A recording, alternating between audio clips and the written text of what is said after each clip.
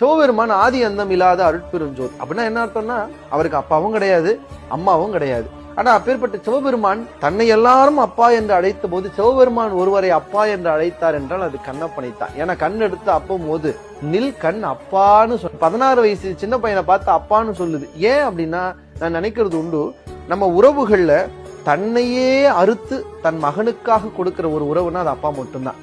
அப்ப இந்த இடத்துல திண்ணன் அப்படிங்கிற கண்ணப்பன் தன்னுடைய கண்ணை எடுத்து அவருக்கு கொடுக்கும் போது அந்த இடத்துல அப்பா ஸ்தானத்துக்கு அவர் உயர்ந்துடுறாருங்கிறத பார்க்க முடியும். தான் பூஜை பண்ணுவார், தண்ணி ஊத்துவாரு, பூ வைப்பாரு, அப்புறம் மந்திரம் சொல்லுவாரு, படையல் வைப்பாரு. இப்ப இவன் என்ன பண்றான், அந்த மொத்த புரோட்டோகாலையும் இவனுக்கு ஏத்த மாதிரி மாத்திக்கிறான். தண்ணி எடுத்துட்டு வரணும், எப்படி எடுத்துட்டு வர்றது, வாயில தண்ணி எடுத்துட்டு வந்து தூணு அவர் மேல துப்புறான். பூ எடுத்துட்டு வரணும், எந்த பூ எடுத்துட்டு வரணும்னு தெரியாம காட்டு பூவெல்லாம் பிரிச்சு அவர் காதல வச்சுக்கிட்டு இங்க எடுத்துட்டு வந்து இங்க இருந்து எடுத்து சிவபெருமான் மேல வைக்கிறாரு. என்ன அமுது படைப்பது தெரியல. ஆனா அக்கராடிசில செய்ய தெரியும், ஒரு வேடம் தானே. அவனுக்கு தெரிஞ்சதெல்லாம் மான் கறி, புலிக்கறி, பன்னிக்கறி.